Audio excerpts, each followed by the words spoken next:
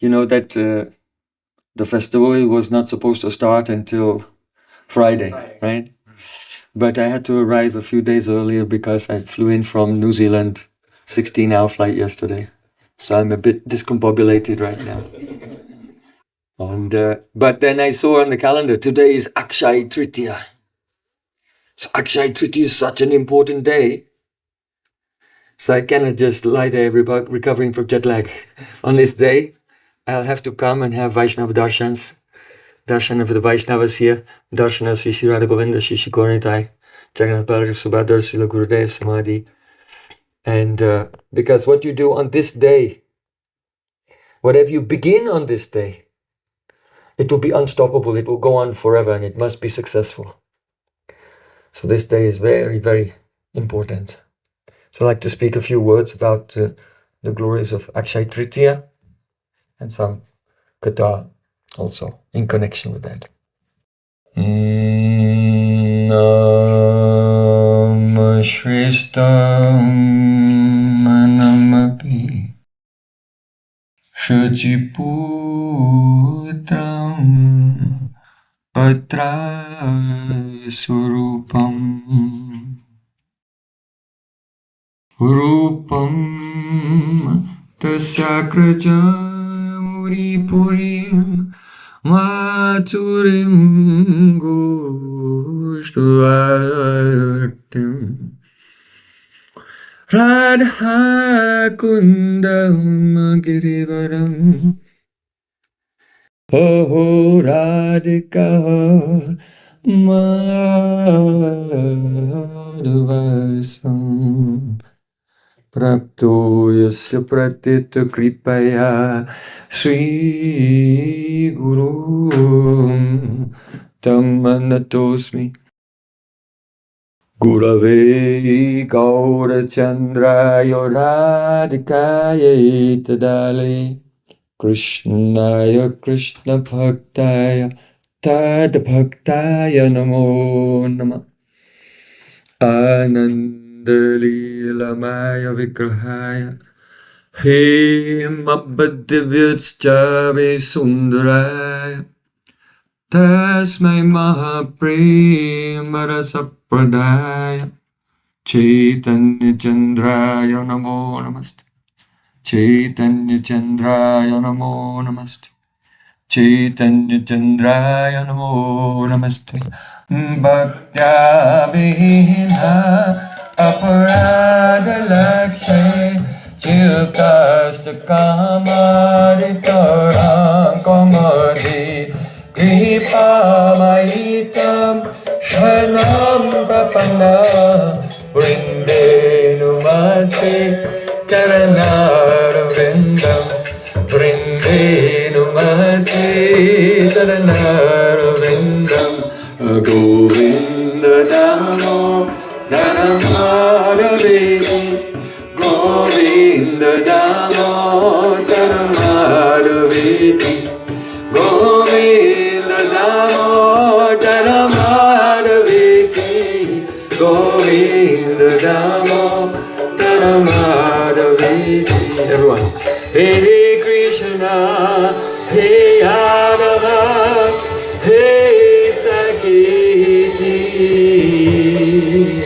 Govinda Damo Dharamadavedi. Shama Sundar Shikanda Shikar Smaraha Smurali Manana Radhikara Sakumama Kripanidhe Supriyachana King Kurim Kuru Tavai Vasmi Najivami Toyabana Iti Vikyayo Devi Tam Namam Charantikam. First of all, I offer my Sastang Dandavat Puspanjali, my heart like flowers thousands and thousands of times, at the lotus feet of my holy master, my supremely worshipable spiritual Gurudev, Asmatiya Paramarada Tama Gurupada Padma, Nityalila Pravisht Om Vishnupad, Ashtotarasta Sri Rupanugacharya Varya Srila Bhaktivedanta Narayan Goswami Maharaj. Secondly, I offer my pranam thousands of times at the lotus feet of my Param Gurudev, to Srila Prabhupada, and to all of our Sri Rupanuga Gaudiya Guru Parampara. And finally, I offer my pranam to all my dear spiritual brothers and sisters, all Vaishnavas and Vaishnavis. Vanchakalpatarusha Kripasam Patitam Bhavani Vaishnavi Pyo Namo Namaha. Srila Gurudeva Ki Jai.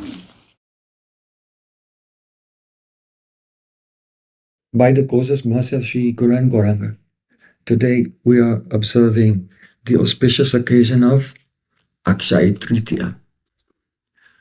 The word Akshaya means Akshay. Akshay means that which is diminishing. It is diminishing, it is perishable, it is in a state of the decomposition. So, in this world, everything is decomposing. Everything. This world is a kshara. There is no firm ground to stand upon anywhere. There is no security anywhere. Just like fruit, if you leave it on the table for a few days, it just withers and then it becomes rotten. So our own bodies are like this. And all things around us, even the whole universe, one day it will disappear. So everything is kshara.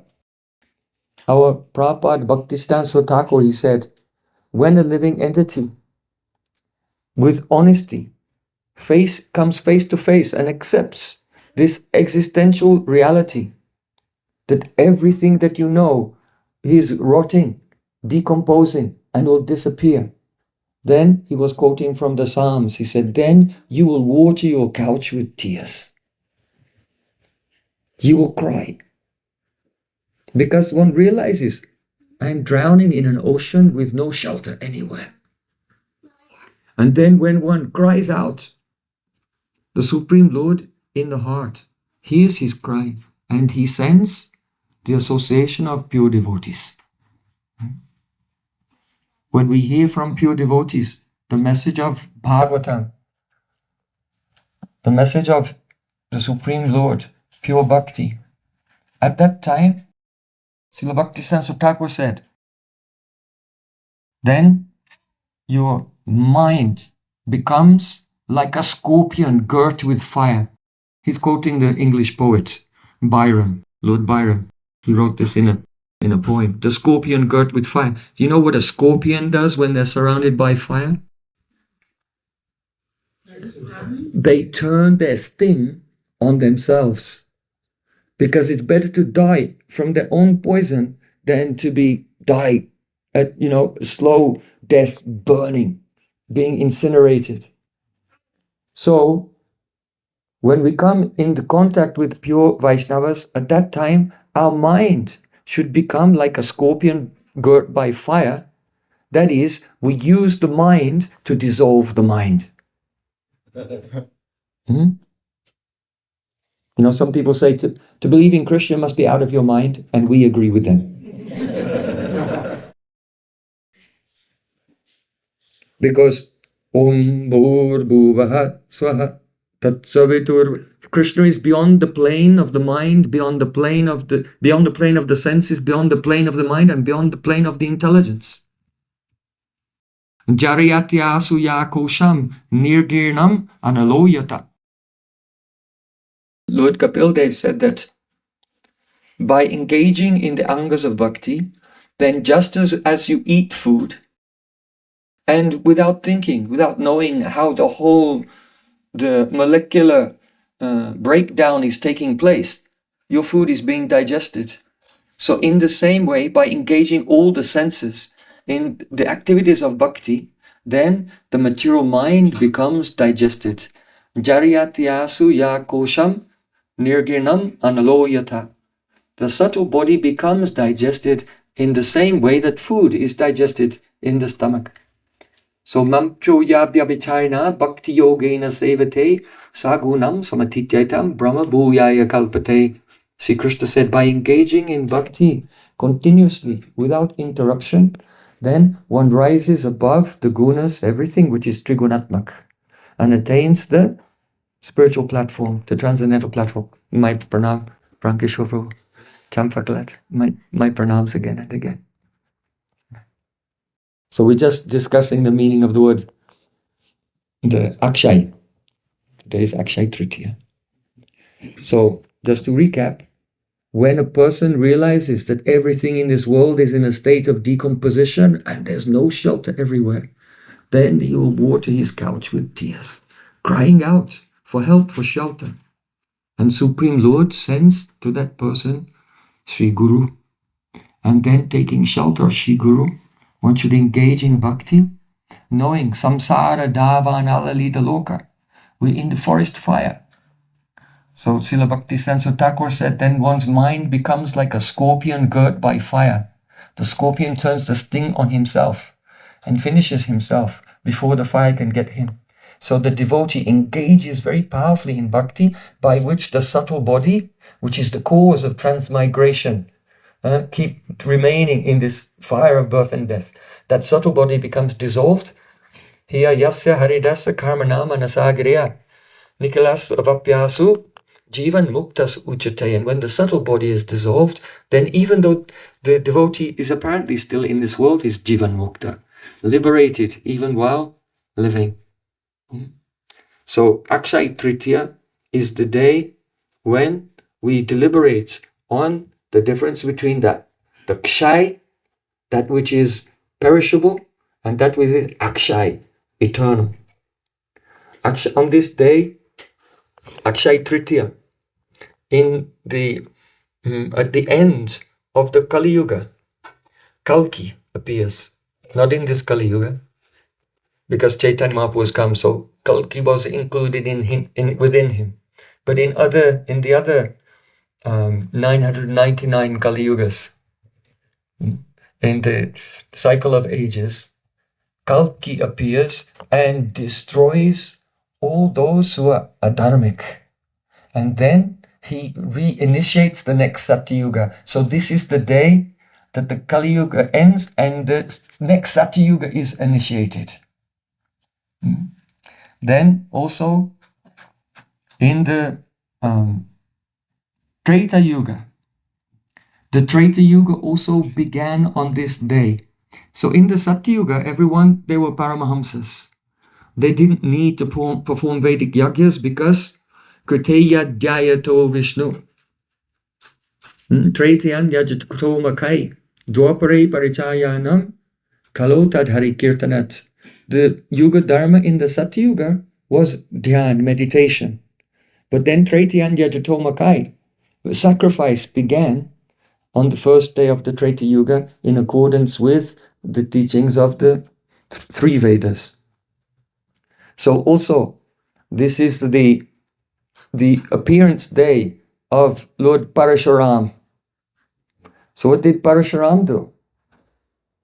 Parashuram annihilated 21 times all the generations of social administrators, the Kshatriyas, who were against Bhagavan, against Dharma. So we see at each time in history, this Akshay Tritiya was a turning point where corruption, materialistic mentality, and godlessness was completely overturned in a revolution, and Dharma was established again, and devotion was established again. This is some of the significance of Akshay Tritiya.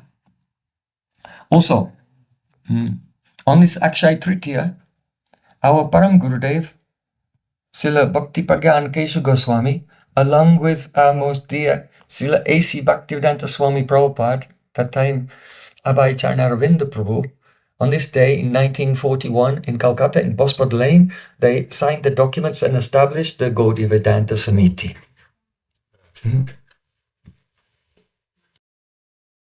On this day, it is said that Lord Brahma created the universe on this day also. On this day, in the Badrinarayan, the temple is closed during the winter. Everything is covered in snow. Everyone leaves. The whole town is evacuated. Only a few yogis stay there on the bank of Taptakund because there's a very hot spring there that's steaming all year round. So, but other than that, everyone leaves. And at that time, then the devatas come from the higher planets and they do the puja while the pujari is going to defrost somewhere else. But then, on this very day, all the pujaris come back and the doors of the temple of Badrinarayan are opened. So that is a very significant place. Srila Bhaktivinoda Thakur calls our school the Badrinath school.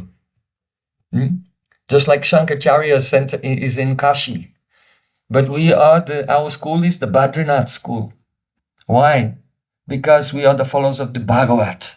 And it was there, if you go to Badrinath and you go about 3 kilometers a little bit further up, you come to the village of Mana, then there are no roads. You have to get out of your jeep, your 4-wheel drive jeep, and then you have to keep walking, and you come to Bhimpool and so on, and then you come to the Vyas Gufa, the cave of Srila Vyasadeva, and his next door neighbor, his secretary Ganesh Gufa, the cave of Ganesh. And it was there that Srila Vyasadeva, he was sitting in meditation and he was compiling his scriptures. So on this day, he began writing the Mahabharata, also on this day. So later, Vyasadeva was not satisfied. He was not satisfied. And Narad Muni came to him, asked, "Are you satisfied?" Why?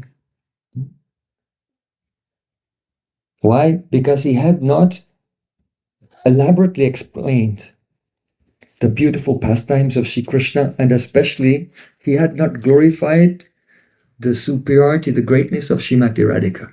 So by the blessings of Narad Muni, then Bhakti Yogena Manasi Samyak Pranihil Malay Apasyat Purusham Purnam Mayang Chatada Pasrayam. He went into Samadhi, and by the mercy of his Gurudev, all the beautiful sweet pastimes of Krishna in Vrindavan were manifest in his heart, and then he dictated to Ganesh Grantaraj Srimad Bhagavatam, which is the Amala Puran. It is the immaculate Purana. It is the immaculate Pramana. Also, it is the immaculate evidence on all issues. So, this is called our line is the Badrinath school, because we are the followers of the Bhagavat. Also there in Badrinath, Uddhav is there. Naranarayan Rishi are doing austerities among the sages for the benefit of the whole world since Satyuga. But before Krishna left this world, he told Uddhav, Nuddhavan vapimanyu no. Yadguna nadida prabhu. Ato madvayanam bhatam lokam grihayan hiyatishtatu. O Uddhav, you should stay in this world. Why? To speak Bhagavatam. Because Krishna had instructed the Uddhav in Bhagavatam. He said, Nuddhavan mapimanyu no. O Uddhav is not even anu. That means not even atomically less than myself. Krishna said, Uddhav is not even atomically less than myself. Yadguna nadita prabhu. He's not oppressed in any way by the gunas, by the waves of material energy. He's transcendental.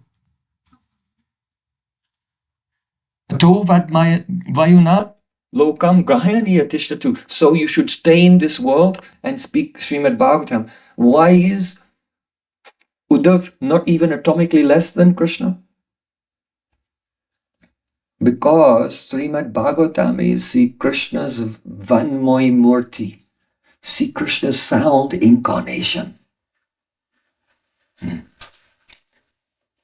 So he said, Krishnai swadhama bhagate dhamma jnana dibisaha kalau nashta dashamesha purana kodinoditaha.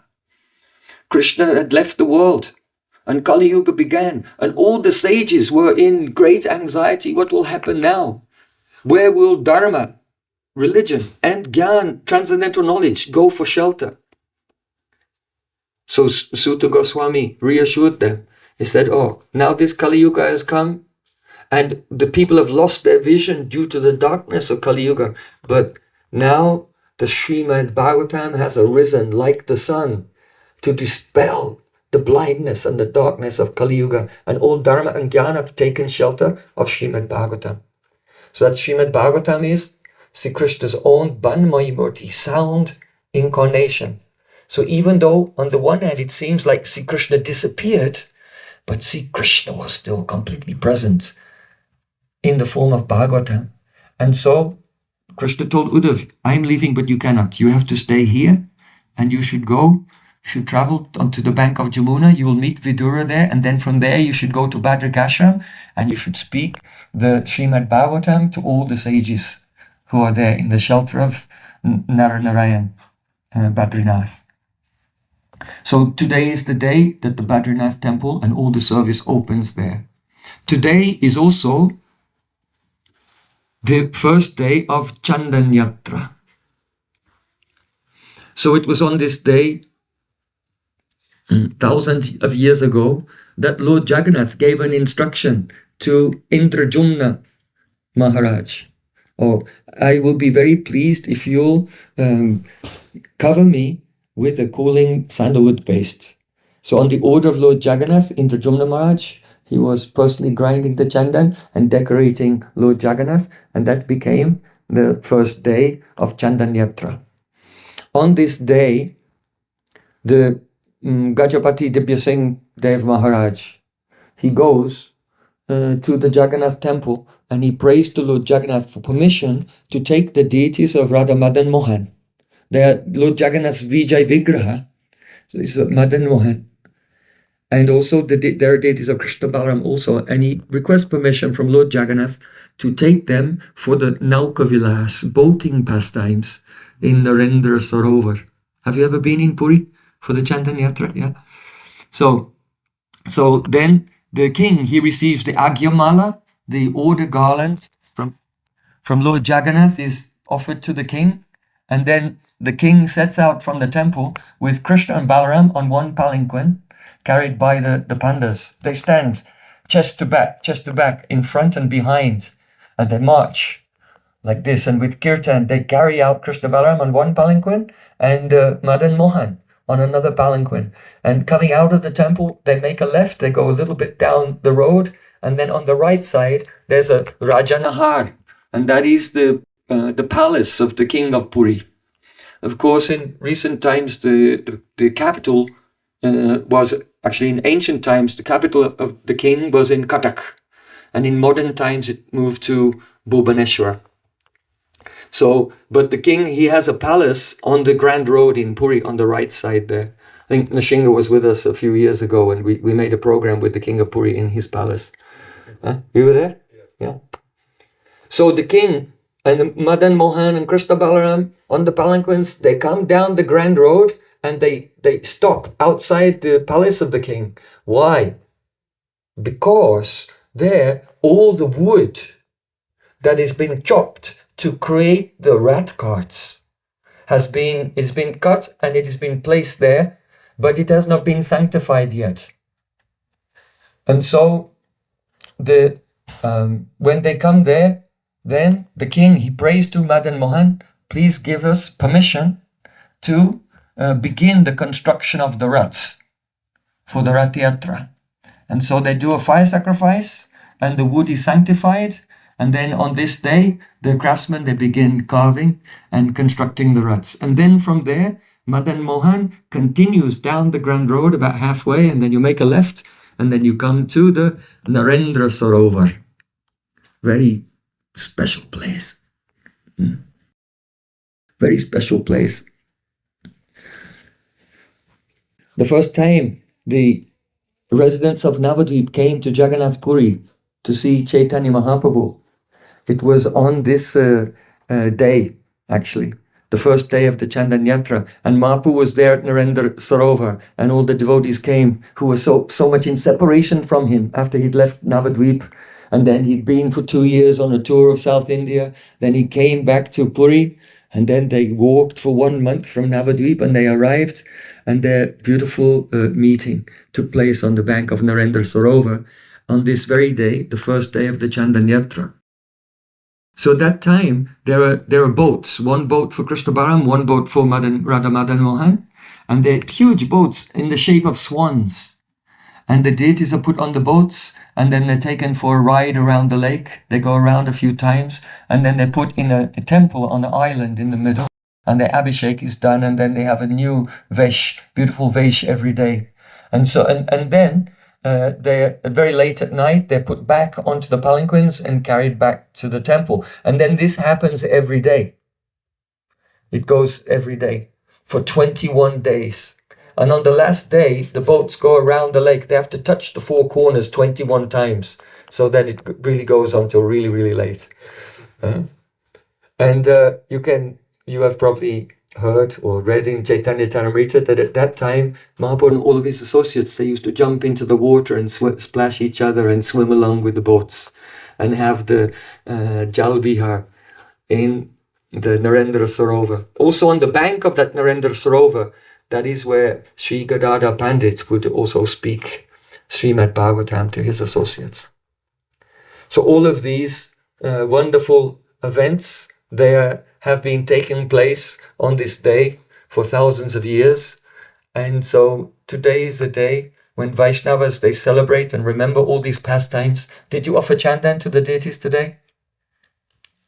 Who's doing the pujari, sir? You grind some, before you put them to sleep, grind some chandan, give some chandan to Krishna, perhaps to Jagannath as well, to Krishna and Jagannath, and that will be a great start to your Chandan Yatra.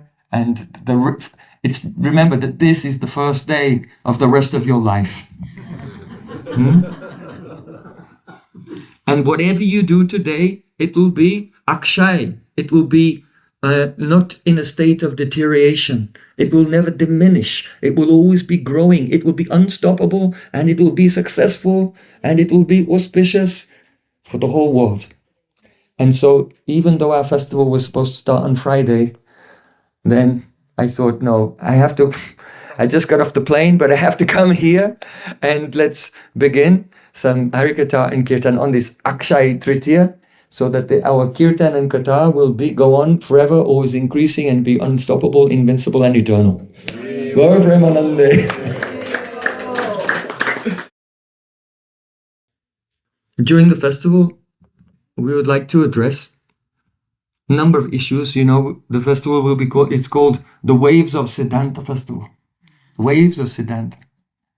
Why? Because generally we think of Siddhanta as being some kind of very fixed, monolithic doctrine, inflexible. But actually, Srila Gurudev said, there's one type of katha for Kanishta Adhikaris. There's another type of katha for Madhyam Adhikaris. And there's another type of katha for Uttam Adhikaris. Again, the katha for the Uttam Adhikaris is something quite amazing. Even though the perspective one has according to one's adhikar in the Kanishta stage and Madhyam stage is fixed for that stage, but then transforms and becomes more developed. But in the Uttam stage, then because Sandini, Samvit and Ladini, the spiritual energies which are the cause of Anubhav, realization, they're always, like the three gunas are always competing with each other. And sometimes one is prominent, sometimes another. So the vrittis of the Swarup Shakti are also changing in proportions, and it produces different perspectives and different realizations of Krishna and his pastimes. And this is why Sri Swarup Damodar Goswami, he said, Chaitanya Bhaktagan Nitya Karo Sangha Tabito Janibe Siddhanta Samudra Taranga. He told one Brahmin from Bengal who had not properly understood Srimad Bhagavatam, if you want to know Srimad Bhagavatam, Jaha Bhagavata Pada Vaishnavara, sit at the feet of a pure Vaishnava and listen to them. And Chaitanya Bhaktagan Nitya Karo Sangha, daily associate with the associates of Chaitanya Mahaprabhu. his near and dear transcendental associates. And by hearing from them again and again, gradually, tabeto janibe siddhanta samudra taranga, you can gradually enter into the waves in the ocean of Siddhanta. So what type of experience is that? How do things become different when there's more Sandhini or more Ladini or more Sambit at any particular time? So we want to discuss some of these topics related to the waves of Siddhanta during this festival. During this festival, we also want to discuss some very practical things. We'll have class morning and evening. So I think in the morning it will be more Siddhanta, and in the evening more the Rasakata in the evening. It will also be Siddhanta Rasakata. We want to discuss Nam Tattva, because this is something that every devotee aspires for. How can I improve the quality of my chanting? How can I really make a deep connection with Nam Prabhu? That Nam Prabhu, who is like a seed, will begin to sprout. Tabe jani aparada tohite prachur Krishnama bija tahe na kore ankur. Srila Krishnadas Kaviraj Goswami Pad, he said, the name of Krishna is like a seed, and it begins to sprout. It manifests spontaneously, naturally, Krishna's form, then Krishna's qualities, then his associates, then your seva and his Krishna's lila, your own surupa and seva and Krishna's lila, in this order, kram, tan nama rupa charitadi sukirtanano smrityo kramena, in a kram, in a sequence. This is manifest.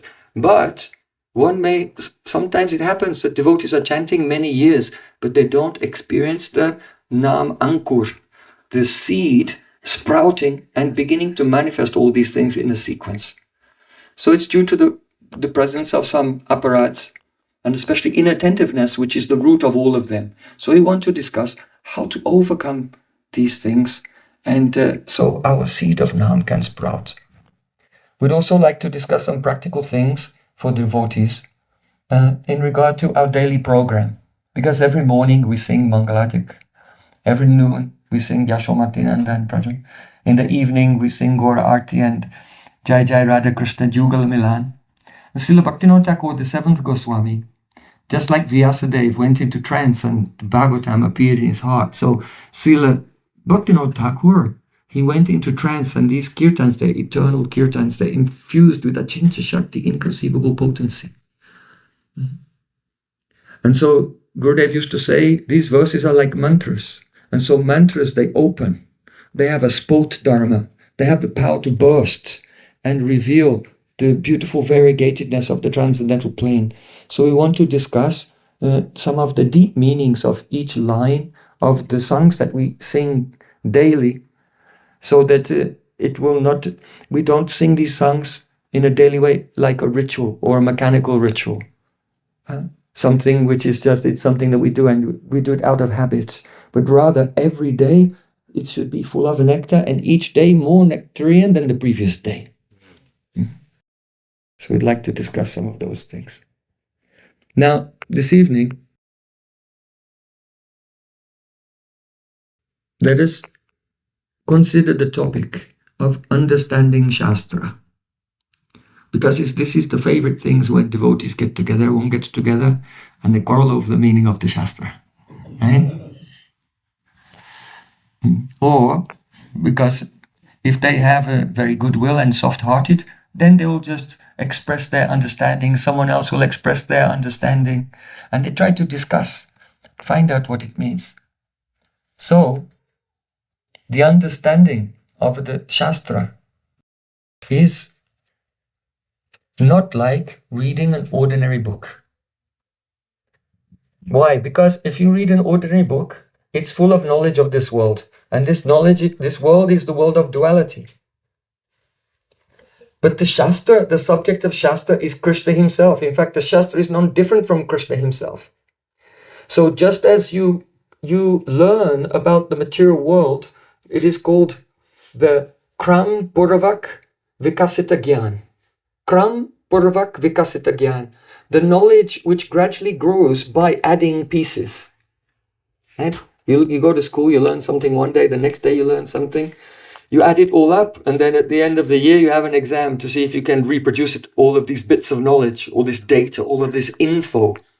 So knowledge of Krishna is not like that, the Kram Purvak Vikasita Gyan, because knowledge of Krishna is not of the world of the Dvandva, duality. See, Krishna is Vadanti tat tattva vidas tattvam yat jnanamadvayam prameti paramatmeti bhagavaniti shabdyate. Is the Advaya Gyan, non-dual conscious reality. Advaya Gyan Tattva, the non-dual conscious reality. So because he's non-dual, you can't learn about him in bits, because none of the bits are detachable. He's a Akhanda Tattva, he's an indivisible reality. So the reality manifests in its wholeness, or it doesn't manifest at all. Just like our Prabhupada Srila Bhaktisiddhanta Thakur, he said, we have to worship the Panchatattva. Why? Because Mahaprabhu is non-different from his associates. And if you remove any one member of the Panchatattva, they all disappear. Because Panchatattva-makam Krishnam Bhakta-rupa Sruparkam Bhaktavatam Bhakta Navami Bhakta Shaktikam. They are one reality manifest in 5 features. Krishna Guru Bhakta Shakti Avatar Prakash. H.I. Rupa Krishna Karina Vilas. There's one reality, Krishna, playing in 5 features, and we can say 6 if we add the Guru, H.I. Rup, because there Krishna's Kaviraj is adding Guru also. So when we speak about wanting to know, to realize, to understand Krishna, he's not like a historical person of this world. He's not like some superhero or some hero from history that you can just learn about. Only the persons whose consciousness is beyond duality can even have the slightest glimpse of even the effulgence of Krishna in the form of Brahman. You have to be beyond duality to experience Brahman. So what to speak about the personal form of Krishna, which is that Brahman is what is called Pratamik Pratyaksh, is a very first, most rudimentary introduction to the experience of the non-dual absolute truth. So to know Krishna is something else. It is not like a material education. Now, as you know, conditioned souls, they have 4 defects. What are the 4 defects? Brahm. Imperfect senses. Illusion, Brahma. Brahm pramada vipralipsa karna patav. Arsha bhigya vakya nahi dosha esav. The enlightened sages, their words are not subject to the defects which arise from Brahm, that is illusion, misidentification of the Atma with the body, and also considering to the world, the objects of the world, to be existing independently of the Supreme Being, when actually he's there in every atom, and if he were not maintaining everything at every moment, it would disappear. But to think that everything is sitting around us, just existing by itself independently, that is the objective Brahm, the subjective Brahm in regard to yourself, and objective Brahm in regard to the world. So that's called Brahm. Pramada. Pramada means the inability to understand the subject due to inattentiveness, due to lack of concentration. We cannot penetrate the subject. So that is called Pramada. Then Vipralipsa. Vipralipsa, generally, we say cheating. Cheating. But even down to its subtle level, it's actually confirmational bias. Confirmational bias means when we're listening, we just hear that which confirms what we want to know, what we already know and what we want to know. So we can't do that. As devotees, we can't sit in front of Vaishnavas and sit there and expect just to have our ego stroked and everything confirmed that we already know. That's how the materialist listens, filtering out anything which is against his particular his own pet prejudices, and only accepting that which is confirming what he already knows. So that's vipralipsa, the cheating propensity. And then karanapatav means the limitations, the imperfectness of the senses. Due to these 4 defects, we cannot know the truth. So we have to take the shastra yonitvat, One can know the truth from Shastra only by revelation, because that truth which is unlimited cannot be known by the limited being. Yet the unlimited being would not be unlimited if he did not have the power to reveal himself to the limited being. And he does that, first of all, through Shastra Yonitvat, through the Shastra. And of all the Shastras, which Shastra is best? Yes. Krishna Bhakti Rasa Swarup Sri Bhagavat Sarva Veda Shastra Hete Parama Mahatva. Mahaprabhu said, the Srimad Bhagavatam is Rasa Swarup, and of all the Vedic literatures, it is the most important, it is supreme. So now we come to the Srimad Bhagavatam Pramana Mamalam. Prema Pumato Mahan. The Srimad Bhagavatam is the immaculate evidence, Praman. But still, people read Srimad Bhagavatam, and still there's so much confusion. So we should know that though Srimad Bhagavatam is Amala Praman, it is immaculate evidence, but not every line or every verse of Srimad Bhagavatam carries the same weight. Every line or every verse doesn't carry the same weight, because there are different types of bhasha. Bhasha means language. Different types of bhasha in Srimad Bhagavatam. So we want to discuss primarily 4 types of bhasha in Srimad Bhagavatam. The first type is called Laukik Bhasha. Laukik Bhasha means worldly language. Shukadeva Goswami, in the course of telling a story, has to also give an account of the life and activities of materialistic persons sometimes. It comes in the course of the story.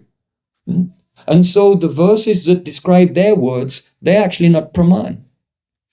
You can't follow them. You can use them as praman of, oh, this is the foolishness of conditioned souls. It's praman for that. But you can't quote them as evidence for what we should do. For example, Chitraketu Maharaj. Chitraketu Maharaj, he had so many wives, but he didn't have a child. He was striving for so long. And finally, by the blessing of Angira Rishi, he had a son. And he was so attached to that son until he got to the age of 5. And then all the other co-wives became so envious. They poisoned the child. And when Chitraketu Maharaj saw the dead body of his son lying there, he became completely distraught. And he began to lament. And there are so many verses of his lamentation. So it's praman for the madness of attachment of the conditioned souls. But it's not a teaching, you know. If your dog dies, you can't say, look, it says in the Srimad Bhagavatam, if someone you love dies, you have to lament like this. Look, the verses are right there. So I'll lament. You can't quote from the Bhagavatam like this as evidence. So this is called Laukik Bhasha. Some verses of Srimad Bhagavatam deal with the speech of conditioned souls. And they're not for our example. Another example would be Pururava Maharaj.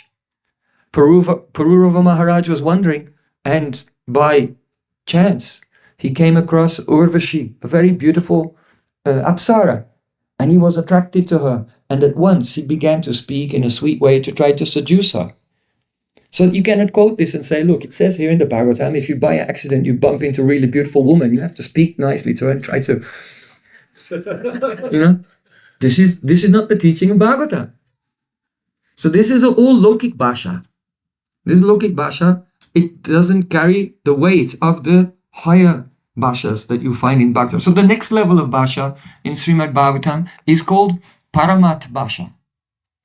Paramat Bhasha means, mat means opinion, and para means another person. So Shukadeva Goswami is speaking, but it's not his own opinion. It's the opinion of someone else.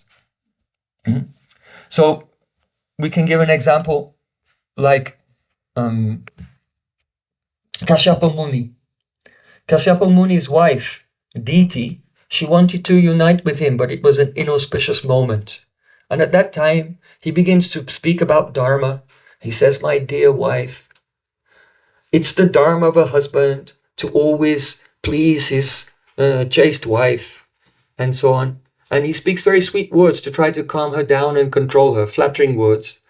And what he's saying, he speaks on the subject of Dharma, but this is not Shukadeva Goswami's opinion. Shukadeva Goswami doesn't have the opinion that you should flatter other people to try to control them, because to create domestic harmony or anything. Yeah? You know Shukadeva Goswami? The moment he was born, he was straight out the door. His father was calling, Ha Putra, but he didn't reply, only the echo came back from the trees. Yeah? So that is this language is Paramat Bhasha. Shukadeva Goswami is speaking something, but it's not his opinion. It is the opinion of Kashyapa at that moment.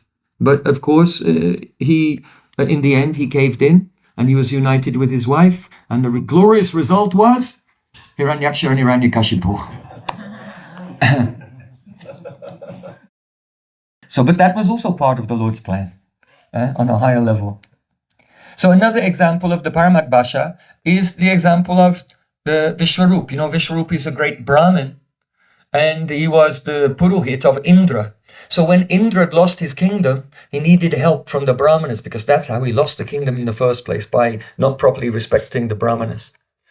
So at that time, Vishwarup instructed Indra in what? Remember? The Narayan Kavach. The Narayan Kavach. And so then Indra, he began to chant this Narayan Kavach for protection and to win and in the war with the demons and get his kingdom back. So the glories of the Narayan Kavach are there in Srimad Bhagavatam. So I know some devotees of, so I recite the Narayan Kavach every day. It's very powerful for protection.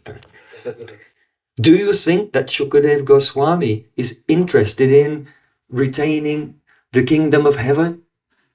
The kingdom of heaven is nothing to Shukadeva Goswami. So this is not his own opinion. This is someone else's opinion. In that case, Vishwarup, the Brahmin, Vishwarup, and he's instructing Indra. So the story is there.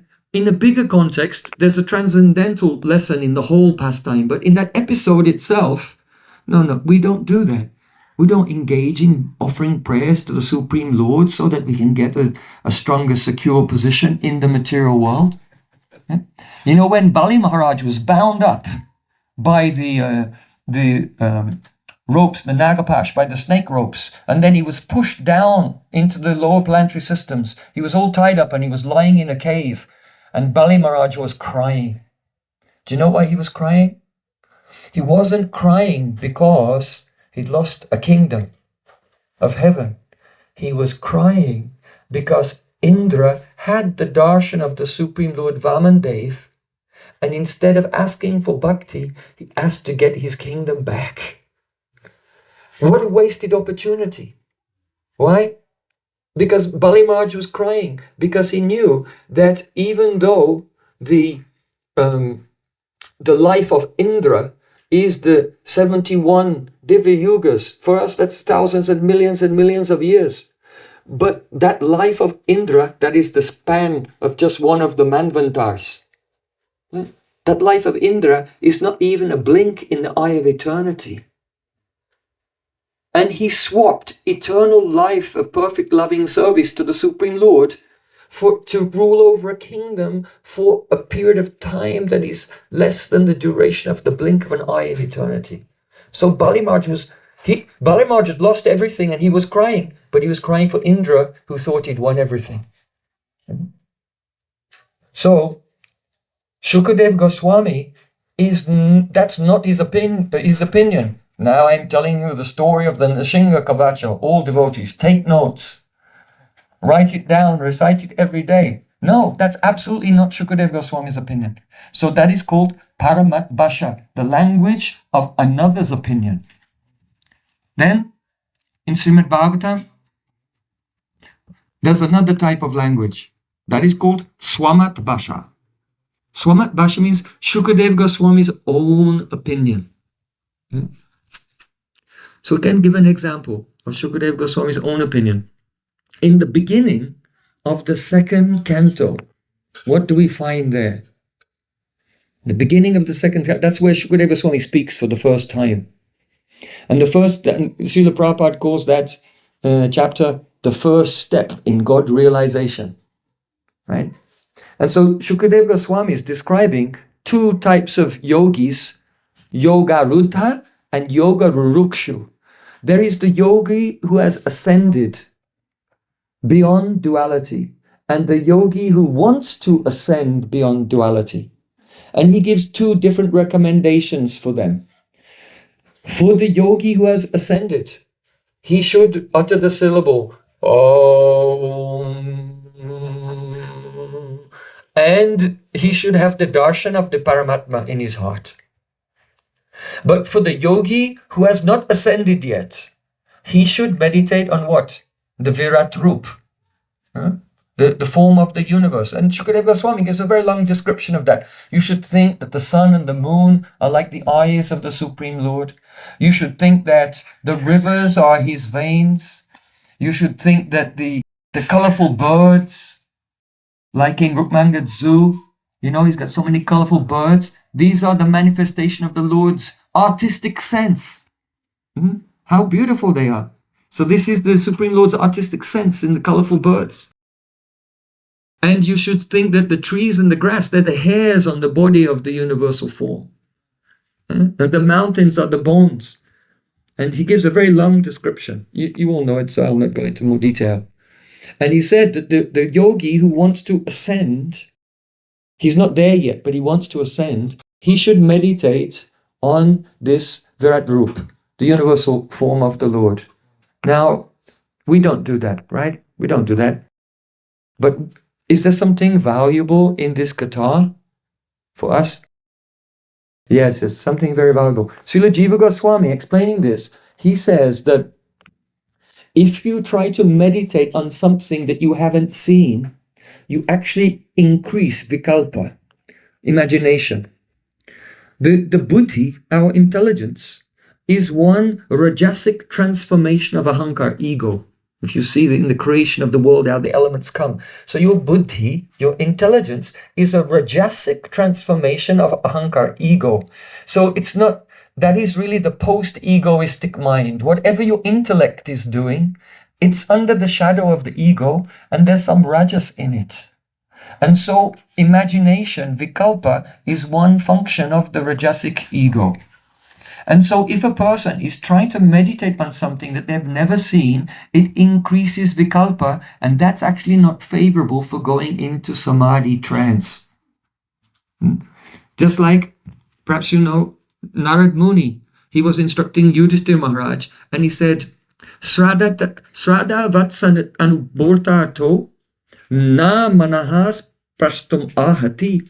He said, you should know, Yudhishthira Maharaj, that the mind cannot touch anything it has not experienced previously. So let's say if you can imagine things that you've seen in this life. If you saw a horse and you saw a bird, you can imagine a flying horse. And you can even imagine things you haven't seen because they're things that you've experienced in a previous life. So you have some sanskars as well. Maybe you've had dreams when you're flying and things like that, because before you were in the swarg, in the heavens, and you could fly around at will.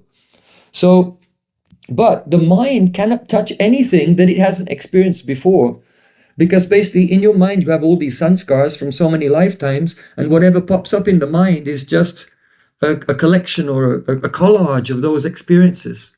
So because a conditioned soul has never seen the Paramatma, has never seen Krishna, if you try to imagine, then it increases vikalpa, and it's actually not favorable for going into trance. This is the teaching here. And so for the more advanced yogi, when he says the syllable, Om, he can have darshan of the Paramatma in the heart, because Om and the Paramatma, abhinatvam nama namino, they're non-different. So he's experiencing the spurti of the holy name. Swayam eva spuratyada. But the yogi who has not come to that stage yet, it's better for him to meditate on the universal form. And the reason is this. Because the conditioned soul, generally, he looks at the world and he thinks it's just like a chaos of random events going on, and objects and people and things randomly bumping into each other, and everything is, it's out of control. But the fact of the matter is that everything in the universe is completely under the control of the Supreme Lord, and every form is his manifestation. Actually, that's what Arjuna realized in the 11th chapter of Bhagavad Gita. Arjun was all depressed. Oh, there's this big war going on. Alas, alas. I'm having a nervous breakdown. Dropped his bow. Oh, Govinda, I will not fight. I'm not going to fight. Then Krishna showed him the universe form. And then Arjun realized, oh, I've been really foolish because it's all you. You are all the warriors on all sides. You are everything. And he came out of illusion. And so the meditation on the universal form is to integrate our vision, which has become it's fractured. We think there are so many swatantra vastu, independent substances. We have a fractured vision. And so the beginning yogi, he'll meditate. No, everything is a manifestation of the Supreme Lord, to integrate his vision, to make his mind become peaceful, to become free from the rajas in the mind. And then when he says the holy name, Om, the Paramatma will appear, and then he can have darshan of the Paramatma in his heart and meditate on Paramatma. You see? So this is why in the Kanishta Adhikari stage, we're not encouraged to speculate, but rather the Supreme Lord kindly appears before us in a form that we can see, so we can meditate upon him.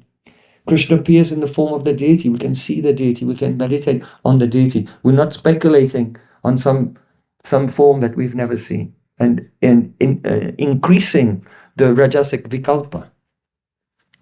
So, what's the subject?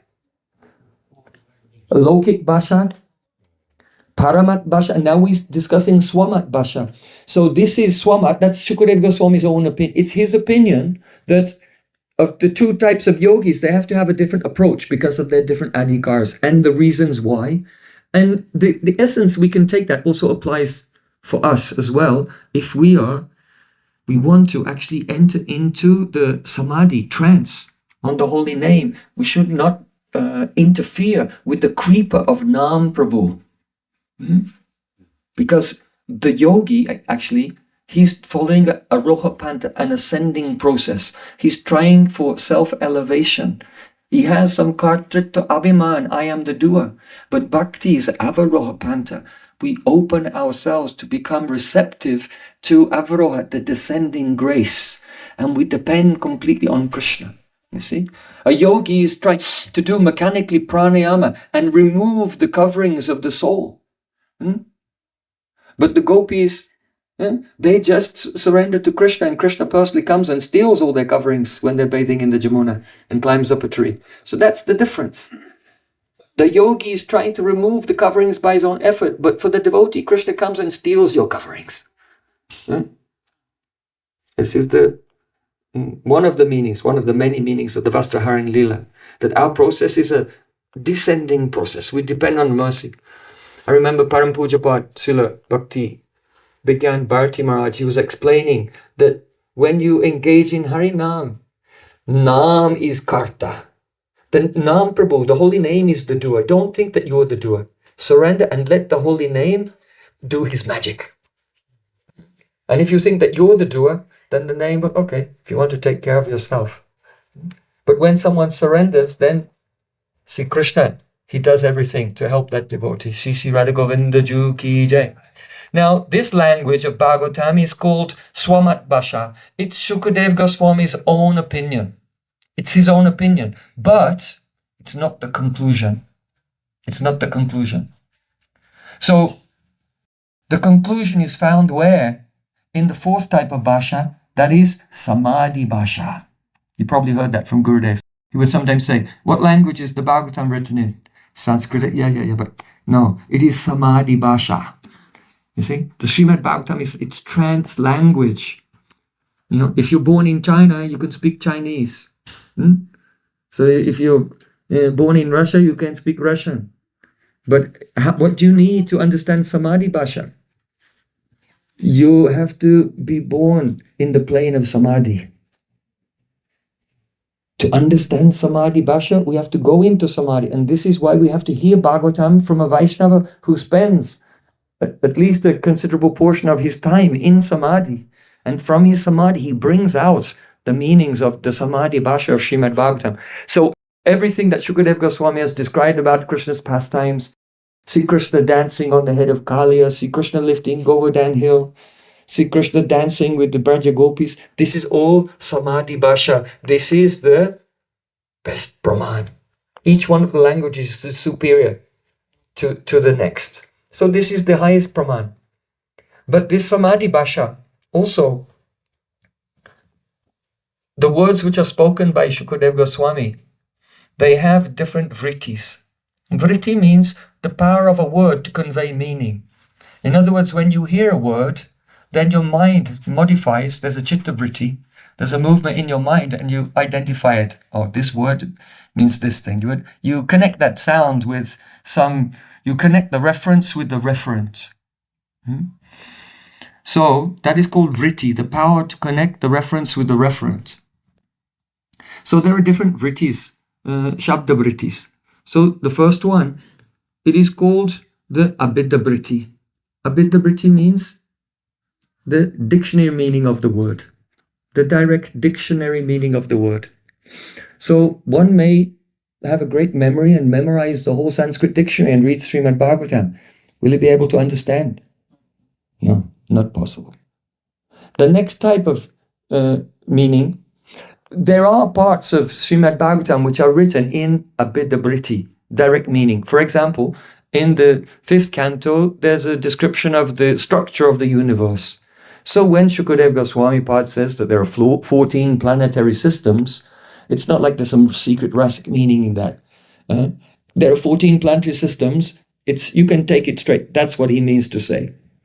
But often he doesn't speak like that, especially in Krishna's pastimes. So there's a second type of meaning of words. It's called lakshana vritti. Lakshana means the associated meaning. When the direct meaning fails, it doesn't make sense, then we automatically we defer to accepting lakshana vritti. You do it subconsciously. So everyone raise your hand. Everyone raise your hand. Yeah, okay. So you just refer to lakshana vritti. Why? Because if you took the abheda-vritti, the dictionary definition, you would have gone like this.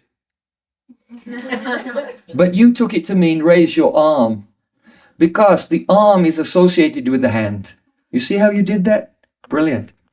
So lakshana vritti means by association. So the classical example is Gangayam Goshaha.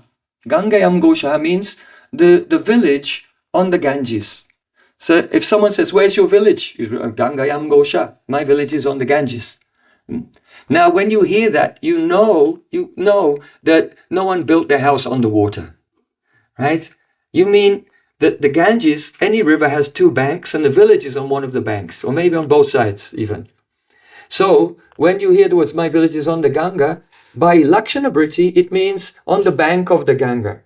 So very often you'll see we speak in that way, and some verses of Bhagavatam are like that. You don't take the direct meaning, but the gona, not mukhya, but gona.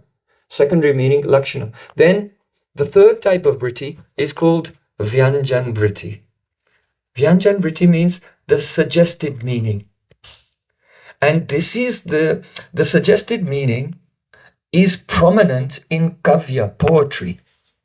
It's prominent in kavya. Poets don't write what they want to say. They write something else in such a genius way that when you hear it, you feel in your heart what they're trying to express.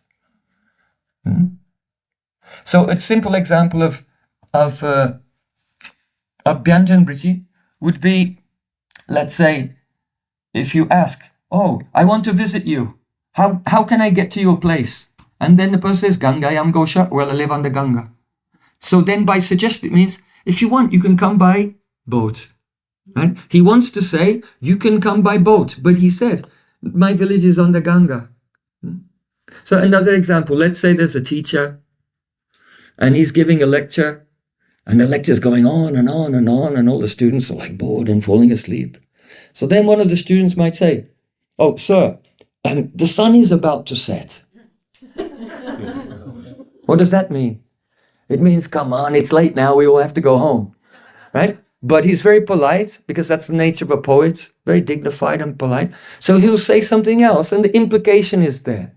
So that's called the Vyanjan vritti. So kavya, poetry, is always in Vyanjan vritti. If the suggested meaning is called dhvani, dhvani, the suggested meaning. It's compared to, let's say, you have a gong or a bell, and you strike the bell. Bong. But then what happens? Bong, wong, wong, wong, wong. There are after waves of sound. So the actual sound of the poem or the statement is like the striking of the gong.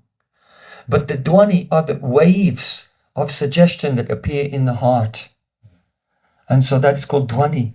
And then there might be another dhwani inside that dhwani. That's called the anudhwani. And if the poet is really brilliant, like Rupa Goswami, there might be another dhwani inside the anudhwani called the pratidhwani. And there might be another one in that, the pratyanudhwani. So only those who are rasik, when they read the Bhagavatam, then the waves are coming. And inside each wave, there's another wave and another wave.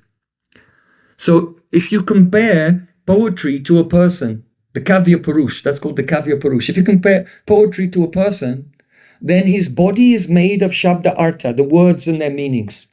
That's just the face value words and meanings. Then he's decorated with so many ornaments. Those are all the alankars. Like Anuprashalankar, alliteration. And Rupa Kalankar, Yama Kalankar. There are so many different types of alankars, literary embellishments, and they decorate the poetry. But then the pran of the Kavya Purush is dhwani, the suggested meaning. So the suggested meaning should always be superior to the direct meaning. And then it's called the Uttam Kavya, fine poetry. But if there's no suggested meaning in the poem, then that poem is called Nishpran, dead. It has no pran, it's not living. So Srimad Bhagavatam, it speaks to us in different ways. Srila Jiva Goswami Pad in his Tattva Sandarbha, he says, Bedaha Puranam Kavyam Cha Prabhu Mitram Priyebhava Bodhayanti Tihi Prahus Trivid Bhagavatam Puna. The meaning is this, that there are three types of literature. First, Vedas. Then Puranas, and then Kavya, poetry. And these three types of literature, they instruct us in three different ways. Prabhur Mitram Priyevacha. The Vedas instruct us like a master, Prabhu. That means, who's a master, he doesn't have to beat about the bush, he can just say, do this. Because he has higher status and his servant is obliged to follow. So the Vedas say, Satyam Bada, speak the truth. The Vedas say, Dharmachara, follow your duties, your dharma, and you just have to follow. Utishtata, Jagrata, Prapyavanam Nibodhata. Get up, wake up, and strive for that which is the goal of life. So the Vedas give these, they speak in the imperative, what you need to do, like a Prabhu. Then you have Puranas. So Prabhu Mitram. The Puranas instruct us like a friend. You see? A friend doesn't think he's better than us or superior to us. A friend feels equal, so he's reluctant to give direct imperative instructions. But if a friend sees his friend, let's say he's in a difficult situation, then he'll tell him, you know, once upon a time there was this fellow I knew, and he did this, this, and this, and it was a total disaster. And then his friend's listening to the story and he's figuring out, wow, I was thinking of doing those things too. Maybe it will be a total disaster for me. I'm glad he told me all about that. So a friend doesn't give you direct instructions. He may tell a story, and from that story he managed to circumvent the false ego and get a message through. You see? So the Puranas are like that. The Puranas tell us so many stories, and through the stories, when we're hearing them, we identify with them somewhat. With the characters, and in this way we receive instructions. So the Puranas instruct us like stories. Then you have Kavya. Kavya means poetry. Poetry is full of dhwani, it's full of suggestions. So poetry instructs us like a lover, like a heroine. When the hero meets with his heroine, then she teaches him so many things indirectly. And he's enjoying so much that he doesn't even know what a good education he's getting. So poetry is like that. In Vedic culture, the wife cannot just come in front of her husband when she's upset or wants something and, with an angry face to start yelling. That's not Vedic culture. In the Chanakya Pandit, he said that one should immediately leave that inauspicious place where a woman has an angry face. Ah. All the men are writing it down. So in Vedic culture, if the wife wants something, she'll come with a very sweet smile and a humble mood and just drop some hints here and there, right? And then the husband hears a word and he'll stop and think about it and go, aha, finally I understand what she wants, and then he'll do it and then they'll all be happy, like that. So the Kavya instructs us like a beloved, not directly, but through the suggestions. So, Bodhayanti tihi prahus triv vrid bhagavatam puna, Jiva Goswami Poet says. And the Srimad Bhagavatam instructs us in all three ways. Sometimes the Bhagavatam gives us a direct order, like a Prabhu, like the Vedas. Sometimes it tells us a story like a friend to teach us indirectly. And sometimes it teaches us like Kavya, like a beloved. And everything is hidden in the Dhwani. So there is abheda-abheda, the direct meaning. Then what's the next one called? Associated meaning. Lakshana-abheda, right? That's good. And then the third one, Vyanjan-abheda, through suggestion. And then there's another vritti, it's called Tatparya-abheda. What is Tatparya-abheda? It's exactly like an archer, a warrior, takes an arrow and he shoots his arrow and the arrow flies and it pierces the armor of his opponent. But then it pierces the cloth beneath the armor, and then it pierces the skin beneath the cloth, and then it goes through the ribs, and then it goes into the heart, and that's the Tatparya. You see, when he shot the arrow, it wasn't his intention just to make a nick on his armor. It's actually his Tatparya, his purport, the ultimate meaning was that the arrow should pierce the heart. But to get to that heart, it had to pierce so many other layers as well. So in Shastra, so many things are spoken. But the expertise of the pure Vaishnavas is that they understand what is the Tatparya vritti, what is the essence, what is the message that ultimately this Shastra wants to give. So we can give one example from Srimad Bhagavatam, employing how Shukadev Goswami is employing the Vyanjan vritti, the power of suggestion through his poetry to bring us to the Tatparya of Srimad Bhagavatam. Perhaps you know that on the full moon night of the Sharad season, when Sri Krishna, though he was very much attracted to the love of Braj Gopis, and Braj Gopis were also attracted to Sri Krishna by very powerful anurag, but they had not had a chance to meet yet. So Krishna decided, Bhagavan apitaratri shad utfulla malika viksharantam manaschakre yogamayam pasrita. He decided, manaschakre means he made up his mind, tonight I will meet with the Braj Gopis. And so he went out into the forest at Bangsi Bhat and Shriman Rasarasarambi Bangsi Bhata Tatas Tataha Karshan Venu Swanayra Gopi Gopinata Sri Stuna. And he called all the gopis to meet for the Rasalila. He saw them all arrive. And then of course it's the nature of love, some teasing.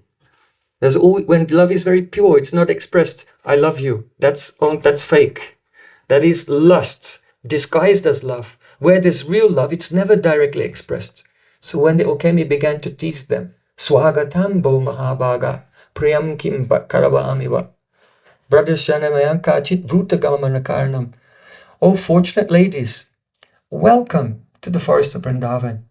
Tell me, why did you come here exactly? The gopis can't believe. What is he saying? But this is kind of formal talk. Of course he knows. He's the one who called us. He knows why we came. So Krishna's teasing them. Actually, Sanatana Goswami gives one hidden meaning of the Bhagavatam, that all the gopis had come, but Radharani was delayed and she wasn't there yet. So Krishna was just passing time. And so he teases them. And they speak all the Pranay Geet, and then at the end of the Pranay Geet, finally Radharani arrives, and then Krishna laments, oh, I was just joking, and then he begins the Rasa Leela. So this is an example of how in Srimad Bhagavatam the Tatparya Vritti is hidden in the Dwani. Because what is the ultimate message of Srimad Bhagavatam? Radha Dasyam. Radharani is supreme. So they began to dance in the Rasa Leela, but each and every gopi thought, I am the only one that Krishna is dancing with. And they had Sobhagyamat, they had Garv, they had some pride. Now that pride is not a bad pride. It's not bad at all, because it's a Sanchari Bhav. It's a Rasa Samagri. It's one of the ingredients of Rasa. So, there are 5 ingredients of Rasa, and the Vyabhachari Bhavs are one of those ingredients, and one of them is Garv. So gopis become proud. And when Krishna sees a gopi with whom he meets, so proud that her life is successful, that gives happiness to Krishna. Etayeva se sukha Krishna sukha poshe, he tu gopi preme, nahi kama doshe. Krishnadas Kaviraj Goswami Pad said, the happiness that the gopis feel nourishes Krishna's happiness, and therefore there's no fault, there's no kam dosh, no defect of selfishness in their love. So that's not a problem. But one thing is a problem. One of the symptoms of the gav, the pride, the unmad that comes from the joy of meeting with Krishna is that you don't pay attention to what others are doing. So if you're not paying attention to what others are doing, how can you have a group dance? Right? You can't have a group dance unless everyone's, has some vision of each other. So there's a certain, of course, that it's not choreographed exactly. It's spontaneous, but anyway, they can all see each other and they dance together. So Krishna wanted to dance with all the gopis together in one group with the Radhika in the middle. So that wasn't possible. So then, see Krishna, he disappeared.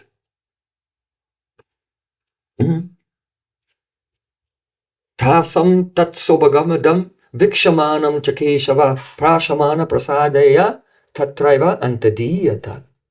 In order to pacify the garv of the gopis, and in order to give a special mercy to Srimati Radhika, Krishna disappeared from there and he was alone with Radhika.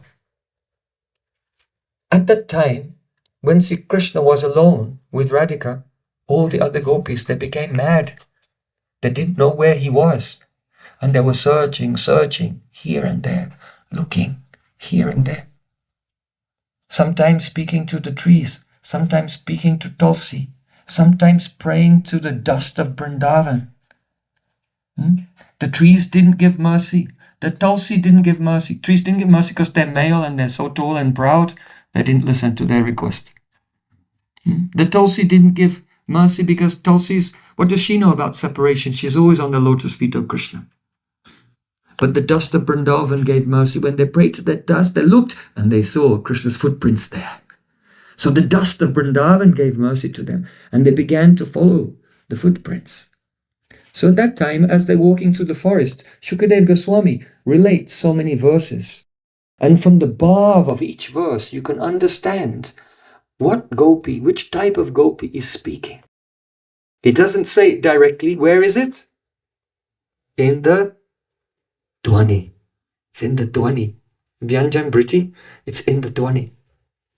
So Shukadeva Goswami said, one gopi is saying, Bahum priyanks upadaya grihita padmo Ramanujas tulasikali kula madande Enviyamanam apinastarava pramanamam Kimva binandati charan pranayavalokai. So beautiful. just the Shabdartha first, just the meaning of the words. Some gopis are saying, "Oh trees,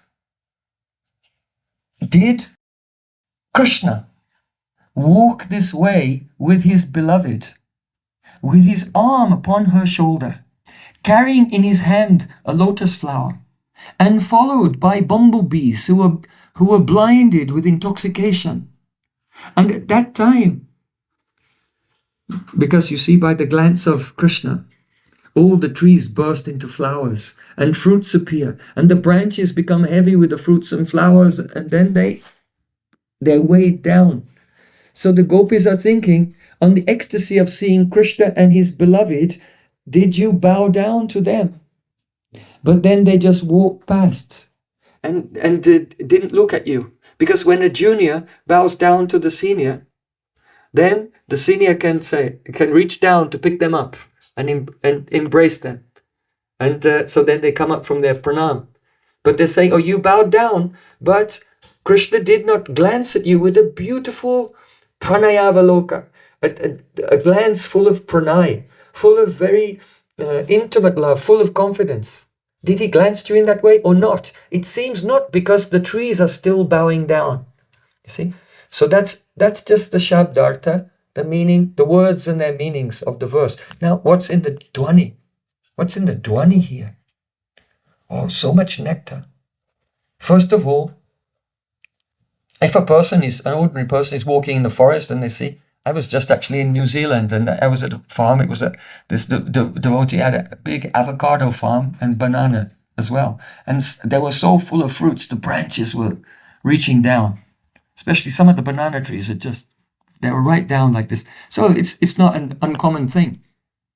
But Sarva bhuteshu ya pasyat bhagavad bhavam atmana bhutani bhagavad tatman esha bhagavatottama. It's the nature of a Mahabhagavat that they see their own bhav in others. So the gopis are saying, "Oh, Krishna came here with Priya. Priya means his beloved. So here Priya is actually Shrimati Radhika. It's a name, Priya Priyatam. Priya Priyatam is Radhika and Krishna. So those gopis are thinking, "Oh trees, it must be that Radha Krishna came by and then you bowed respectfully before them, but you're still bowing down. So they did not look at you lovingly." Why? Because some person who is speaking this, that's their mood, that they're very respectful to Radha Krishna and they always feel fortunate to have their loving glance. Bahum priyangsu upadaya grihita padmo. Krishna's arm was on the shoulder of his beloved, and in his hand he was carrying a lotus flower. What's the meaning? Ramanujas tulasikali kula madanda. The Alikul, that means a whole dynasty of bumblebees. They were murdered, intoxicated, and they were blinded by intoxication following Radha and Krishna. Why? They were blinded tulasikut alikula by the fragrance of tulsi. So usually a bumblebee, tulsi is very fragrant, tulsi is very fragrant when the manjaris are opening.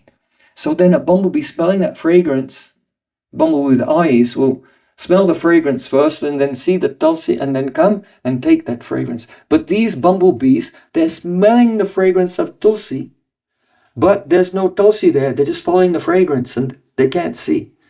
They're blind with intoxication.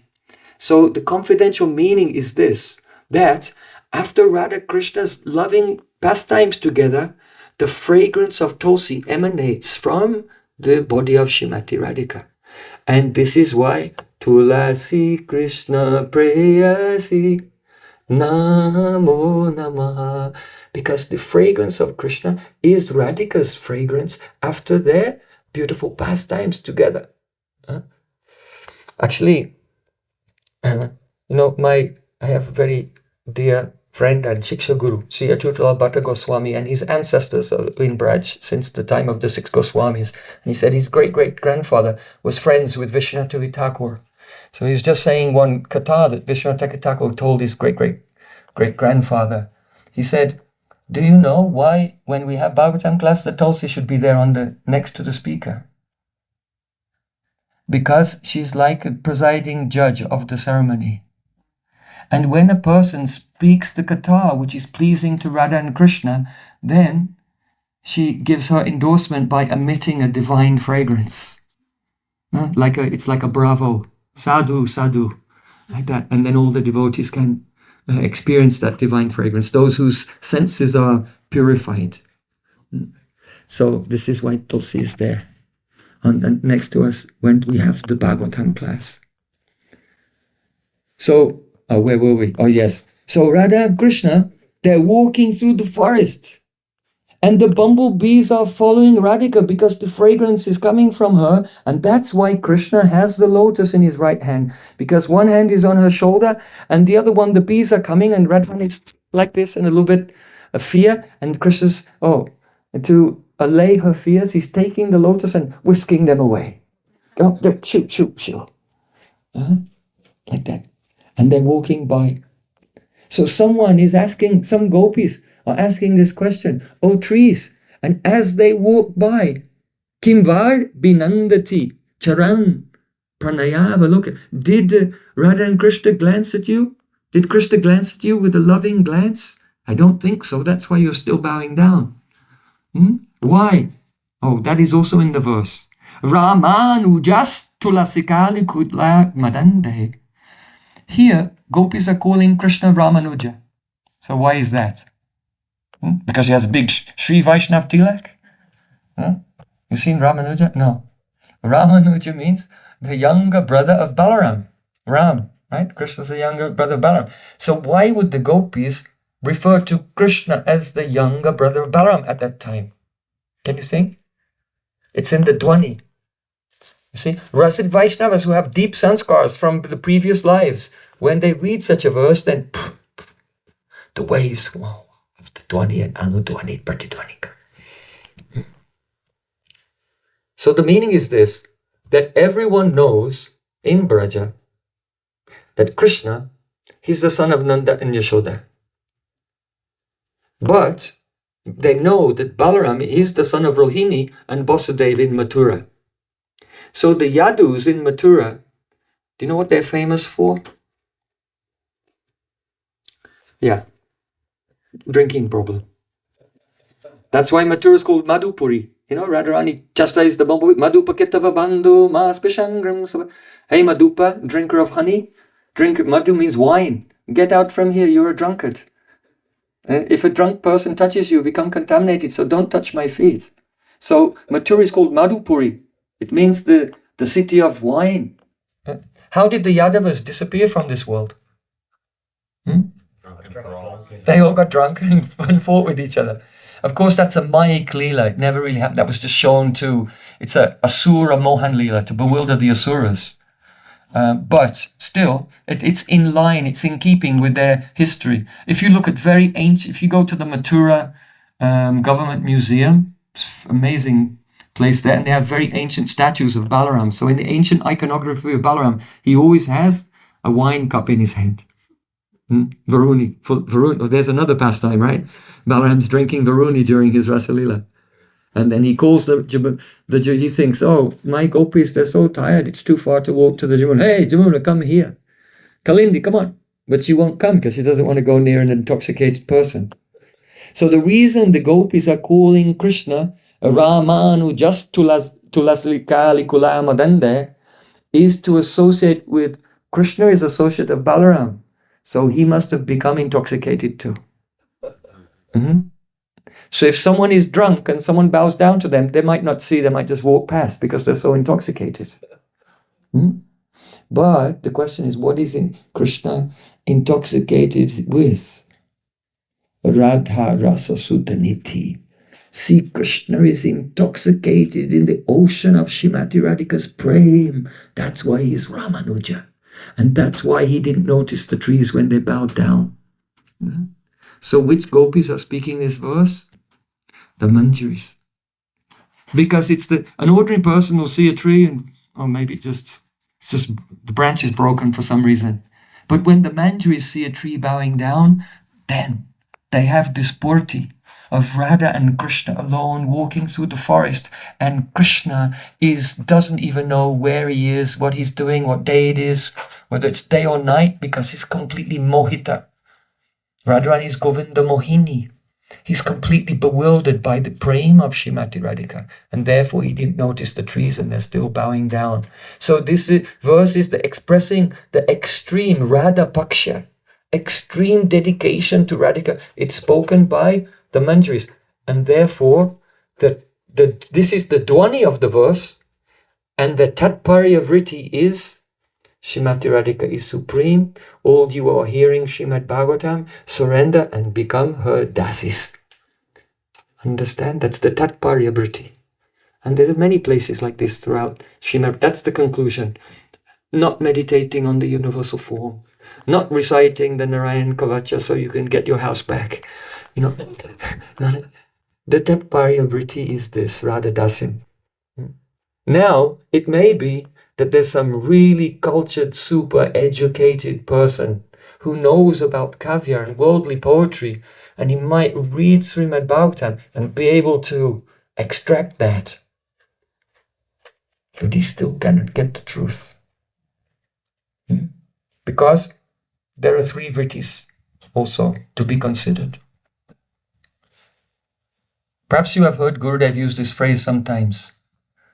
He would say there are 2 types of diksha, Vidvat Ruddhi Diksha and Avidvat Ruddhi Diksha. This phrase Vidvat Ruddhi is very, very important. And it was Vidvat Ruddhi. It is central to the teaching of Prabhupada Srila Bhaktisiddhanta Thakur. And he actually began to write a book called the Vaishnava Manjusa, in which he was giving the Vidvat Ruddhi Vritti of the terminology within our Vaishnav Siddhanta. And he went to one king to tell him about this project, and the king gave him some money to sponsor the printing of this book. But Srila Bhaktisiddhanta Thakur left before it was finished. But he did say when he was working on it, he said, this book is so important. If I don't finish it, I'll take birth again in this world in order to complete it. That's how important it was to him. So during our festival, I want to discuss something about Vidvat Ruddhi Vritti. Tonight, I'll just give a little glimpse, just more introduction. Vidvat Ruddhi Vritti is the power of a word to illuminate Advaya Gyan. That means to illuminate non-dual consciousness. In Vidvat Ruddhi Vritti, the referent and the reference are non-different. And therefore, as the devotee is hearing, simultaneously as he's hearing, he's having darshan. And that is actually how one understands Srimad Bhagavatam. And that's stated directly in the 2nd verse.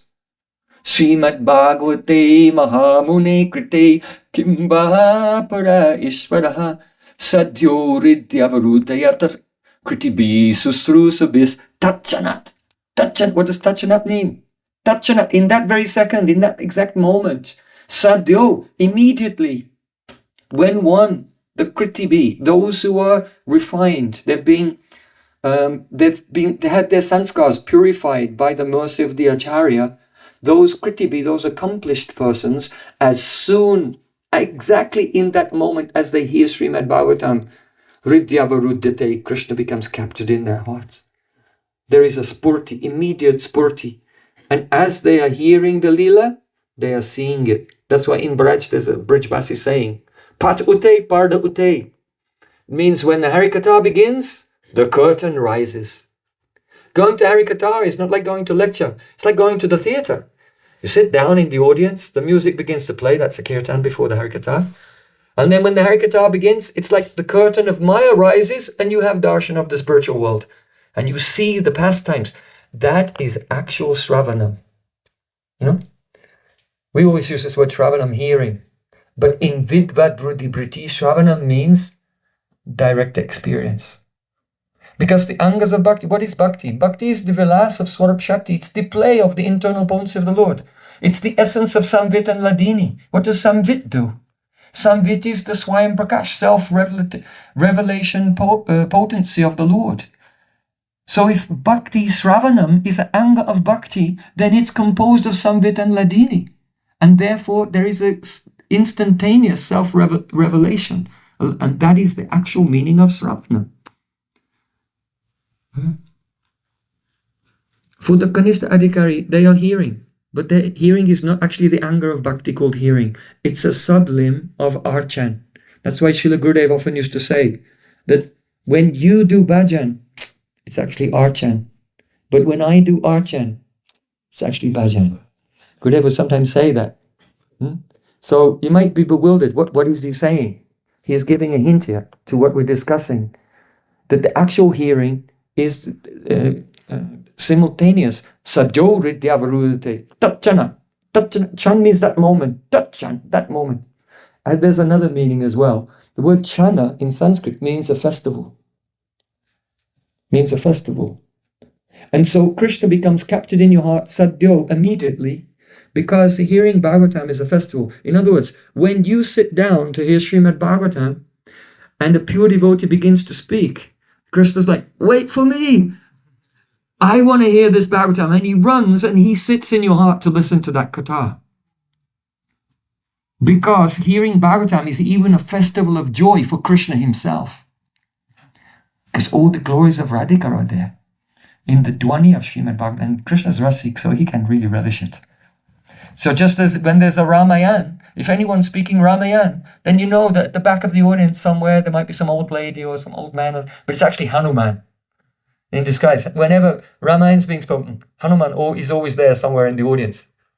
But when the Bhagavatam is spoken by the Bhakta Bhagavat, then Krishna comes and he sits in the heart of everyone who is the Kriti, those who have become somewhat accomplished by the purification process of Diksha. Labdwa anugar acharya tena sandarshik tagama abhyachen mahapurusha abhyachen murtya bhimataya manaha.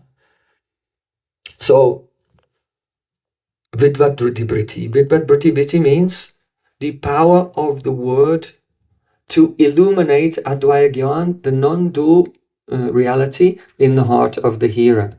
This next type of Vritti is called Sadharan Vritti Vritti.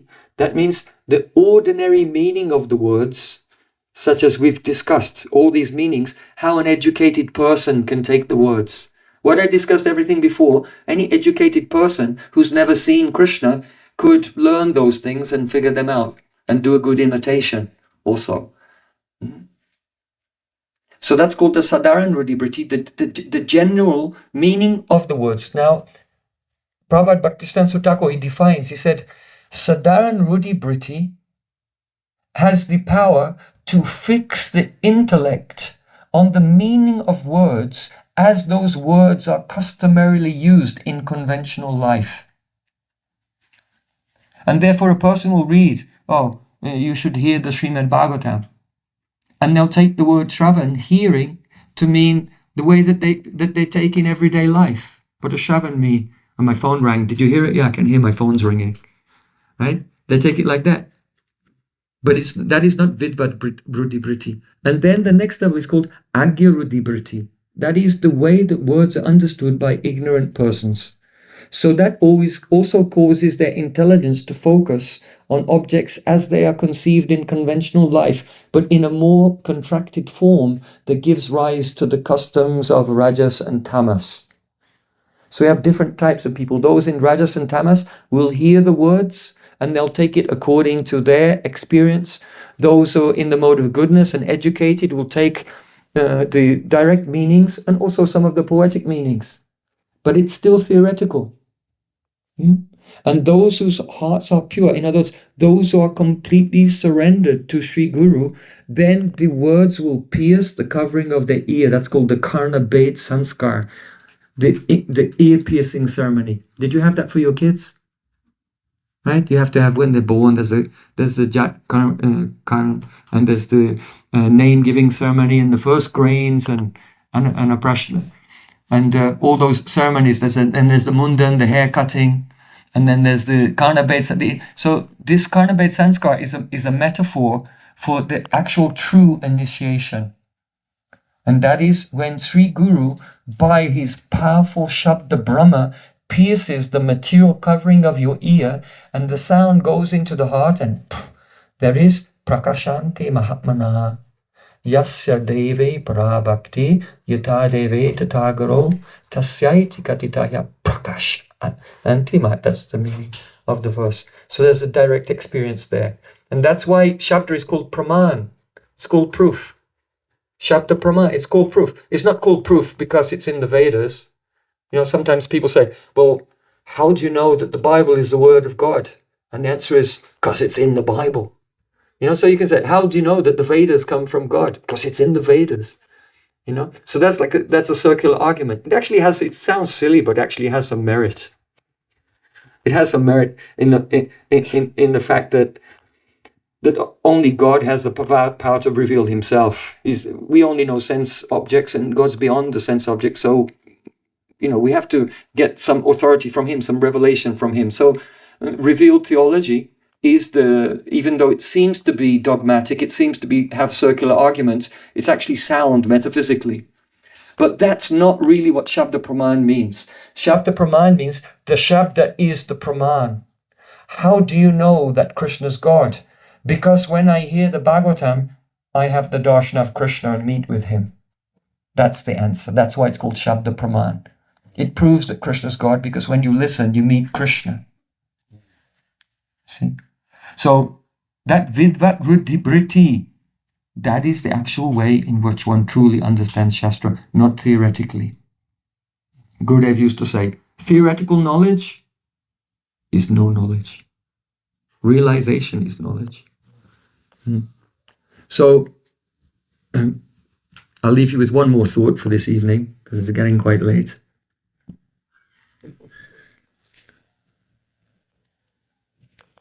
What is the Gaudiya Mat? What is the Gaudiya Mat? We can say Gaudiya. Gaudiya means those are the Mahaprabhu's Anugat Jan, the followers of Chaitanya Mahaprabhu. And real Gaudiya means those who have darshan of the Rasaraj Mahabhav Swarup of Mahaprabhu. Purata Sundara Juti Kadamba Sandipitaha Sadaride Akhandare Spuratuva Sachinandana.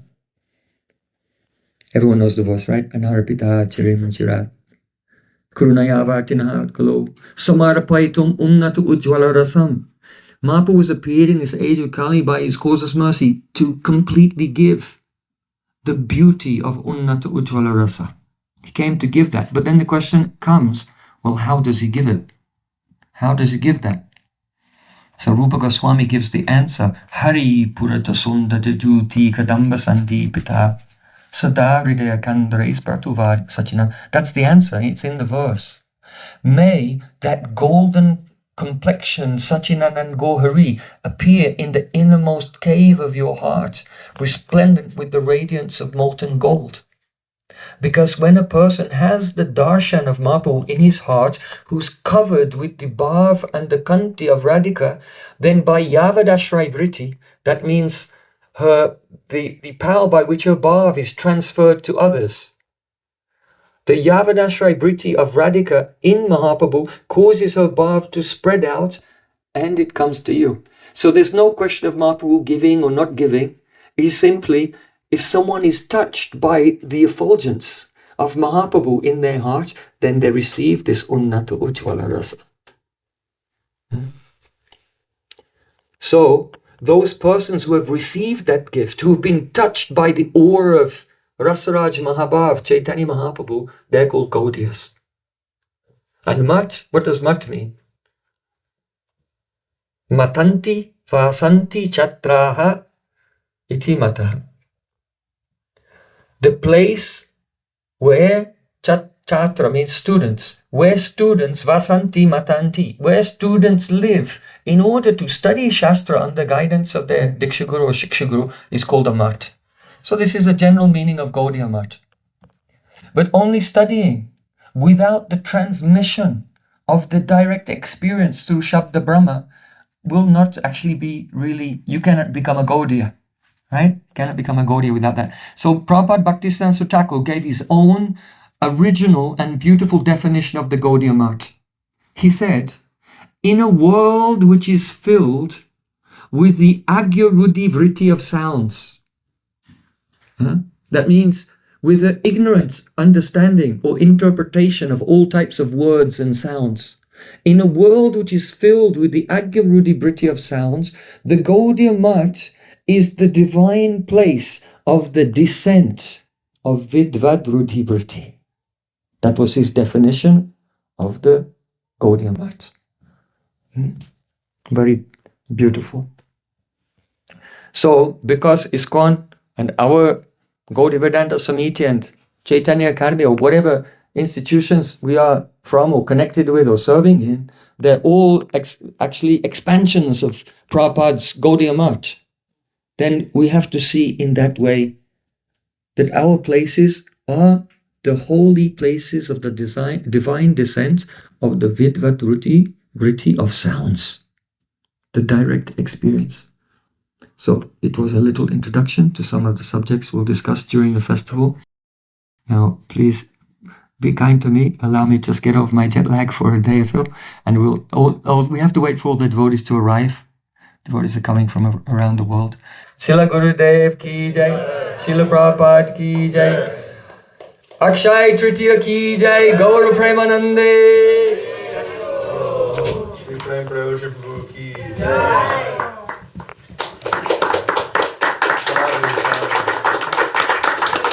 I'm so delighted to see you all again after a long time, about 15 years.